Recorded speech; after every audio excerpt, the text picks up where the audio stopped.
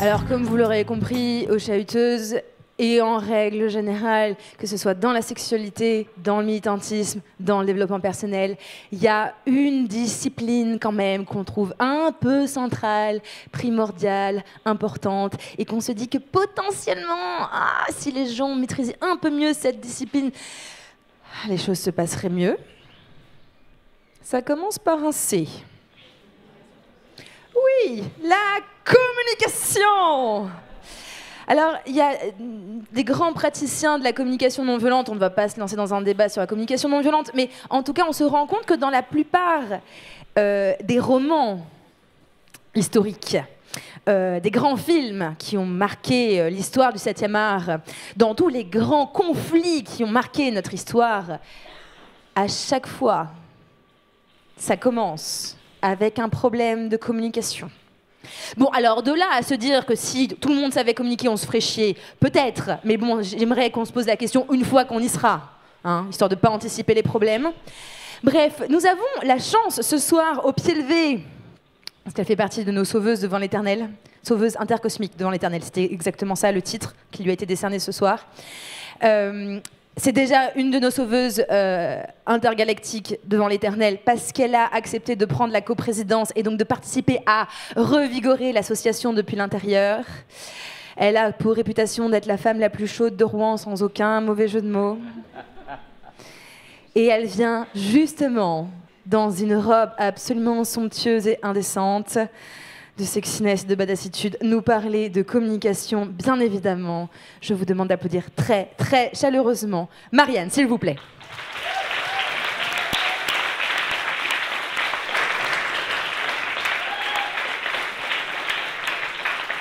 Bonsoir. Alors, la blague originale, c'était la femme la plus chaude de Rouen après Jeanne d'Arc. Pour le reste, c'est pas un concours. Bonsoir, je m'appelle Marianne, je suis une salope. Et ça ne vous dit absolument rien sur moi parce qu'il y a à peu près autant de façons d'être une salope que de pratiquer sa religion. Donc vous ne savez pas encore si je suis orthodoxe, séculaire ou autre chose, ni mon genre, ni mon orientation sexuelle. C'est plutôt ce potentiel de kiffance là qui me fait quelque chose. C'est-à-dire que moi, vis-à-vis de la possibilité de kiffer de façon sexuelle, j'ai un espèce d'enthousiasme de labrador. Vous prenez un amateur de beurre salé le jour où on lui explique le Queen Amman, vous m'avez à ma première orgie. Incroyable. Du coup, par applaudissement, combien il y a de salopes dans la salle ?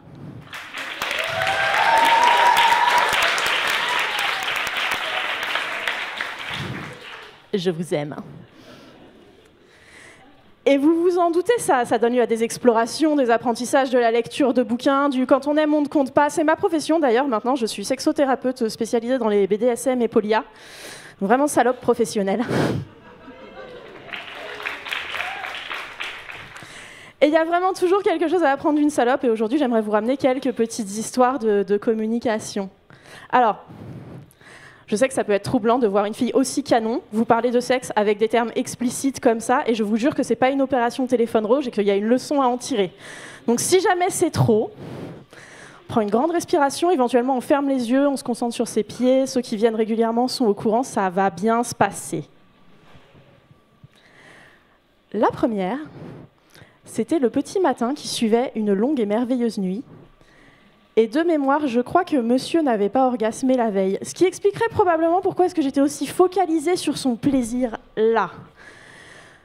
Et c'est vrai qu'une éjaculation, ça n'a pas grand-chose à voir avec la réussite d'un rapport, mais sur toute une nuit quand même. Et puis la réciprocité, c'est cool.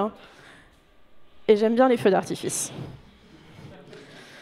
Du coup, ça fait 20 minutes que j'étais en train de m'appliquer à lui faire la fellation des grands jours, mais je commençais à fatiguer un peu parce qu'une fellation, c'est physique. En plus, vous pouvez soit engager vos cervicales, ce que je ne conseille pas, soit, si la personne est allongée sur le dos, ce qui a été le cas, engager le haut du corps. Et moi non plus, j'aime pas le crossfit, Marie.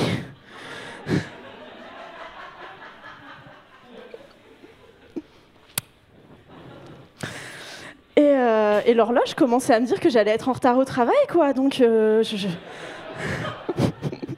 Comment est-ce que je l'explique à mon boss? Ou est-ce que je mets ma fierté? Est-ce que j'invente un problème sur la ligne 13? Il y a toujours un problème sur la ligne 13, mais quand même.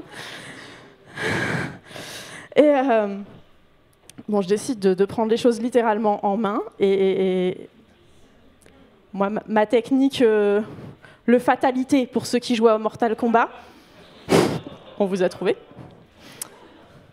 C'est une noisette de lubrifiant dans le creux de la main. Et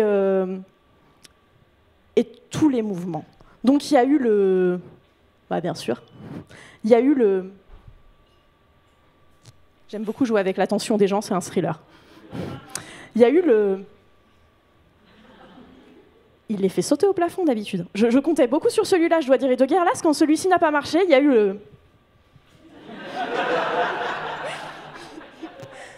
Si on peut faire du feu avec, moi je suis prête à tout essayer. Et lui, il passait un bon moment. Hein. D'ailleurs, on parlait d'un grand bestiau d'1,86 m qui avait de temps en temps un mouvement de plaisir qui risquait de m'éjecter du lit. Je devais m'accrocher pour réussir à faire ce que je voulais faire. Et à un moment, il me sort dans un râle de plaisir de paresseux heureux, là, fais-moi jouer.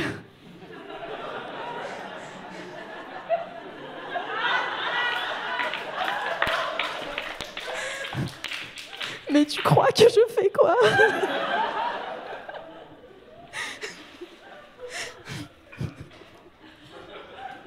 Je suis encore un peu touchée pour tout vous dire.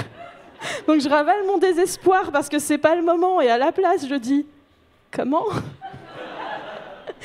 Et le mec me répond avec un autre de ses mouvements de merde, je m'en fous, fais-moi jouer. Sac à merde. Et là, je l'aurais trucidé, lui et toute sa famille. J'étais à ça de réduire son canapé en petits bois, de cramer sa moto et son hamster. Je déconne, il n'avait pas de hamster. Et j'ai pas réussi ce jour-là. Et la leçon que j'ai tirée de cette histoire, c'est que quand un homme cis hétéro, pas expérimenté dans les pratiques alternatives, vous donne une indication floue, c'est un code pour « s'il te plaît, occupe-toi de mes fesses ». Donc attention, tous ensemble, blind test. J'aimerais bien que tu me suces, ça veut dire... Bah non, j'aimerais bien que tu me suces, c'était clair. Fais-moi ce que tu veux, ça veut dire... Vous êtes formidable. Tu veux bien passer au-dessus, ça veut dire... Précisément, voire j'ai un point de côté à la limite. Je suis à toi, ça veut dire... Sors le god ceinture, putain. Et ouais, non mais j'ai perdu un temps fou dans des rapports comme ça, dans ma vingtaine, avec des gens qui savaient pas me dire ce qu'ils voulaient. Et je suis ravie d'avoir le code maintenant, et je suis trop heureuse de vous l'avoir transmis ce soir. Vraiment. C'est ça.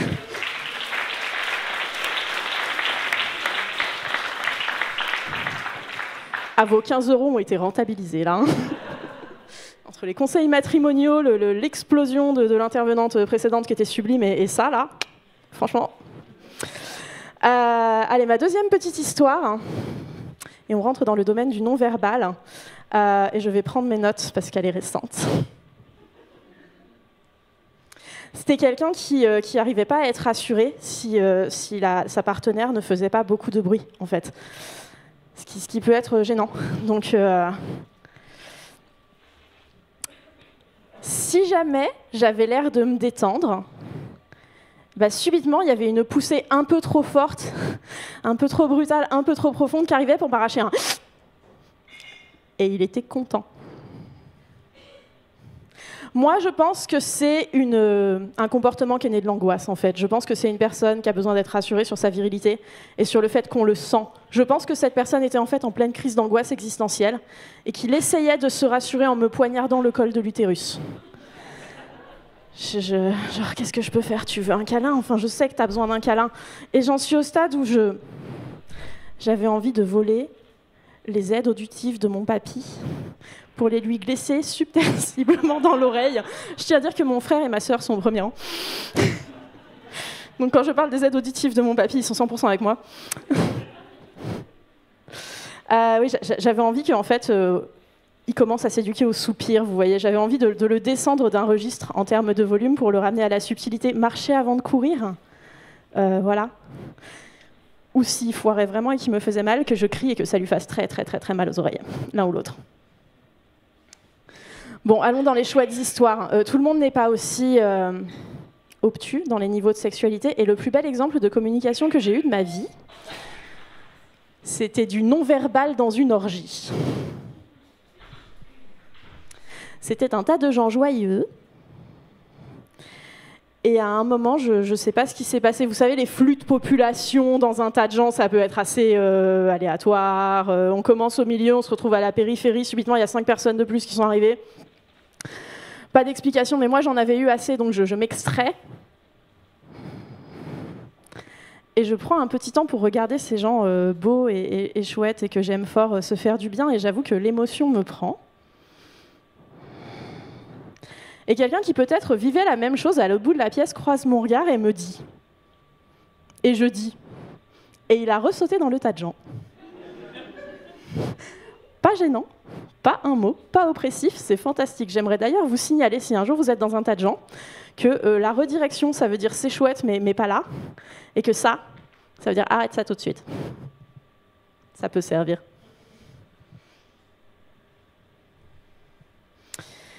Et des fois, ça se passe bien. Et j'ai l'impression que j'ai fait du chemin parce que j'ai de plus en plus de rapports où on collabore et on se parle en direction du rapport qu'on a envie de créer. Et ça, c'est juste fantastique parce que 1 minute à penser, là, il me ferait un peu mal, il faudrait qu'on change de position, c'est OK, c'est normal. Mais tout un rapport à se dire, là, il me fait un peu mal et il faudrait peut-être que j'aborde le sujet, c'est vraiment problématique. Ou... là, j'aimerais beaucoup qu'il me traite de salope. Et bien, si ça sort le lendemain matin, c'est moins efficace. À la table du petit-déj, comme ça, je ne garantis pas les faits. Mais ouais, maintenant, il y a des vrais moments magiques où on se dit ce qu'on veut et ce qu'on ressent et à quel point on apprécie l'autre. Et je vous ai fait une petite liste des meilleures phrases des 3 derniers mois. Ouais. Y compris... Tourne-toi vers moi, je veux t'embrasser. Ce qui en prenne le vrai, t'étais...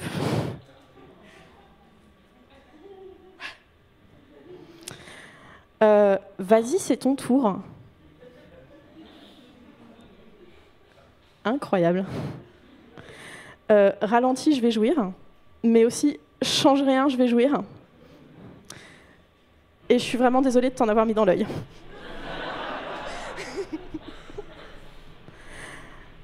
Je t'aime. Merci. C'était super bon. Ou encore, petite salope. Et à propos, on ne sait pas ce qui va marcher avec qui, donc un peu de concertation avant de sortir le dirty talk avec les gens, c'est pas mal. Vos mots sont magiques. Votre verbe est absolument créateur et ça peut être intéressant de s'assurer qu'on parle de façon juste. Parce qu'avec les mots justes, c'est tout à fait possible de faire jouir. Vous pouvez aussi, sans le vouloir, créer des blessures qui sont très profondes et qui durent toute une vie. Donc c'est important de pointer l'autre vers ce qui vous convient ou pas, et c'est votre corps. Et en faisant l'effort, même si on se sent très vulnérable sur le coup, de donner aux gens les clés des choses qui nous font plaisir, il est possible qu'ils en prennent encore plus soin que vous, et ça, c'est quand même absolument magnifique.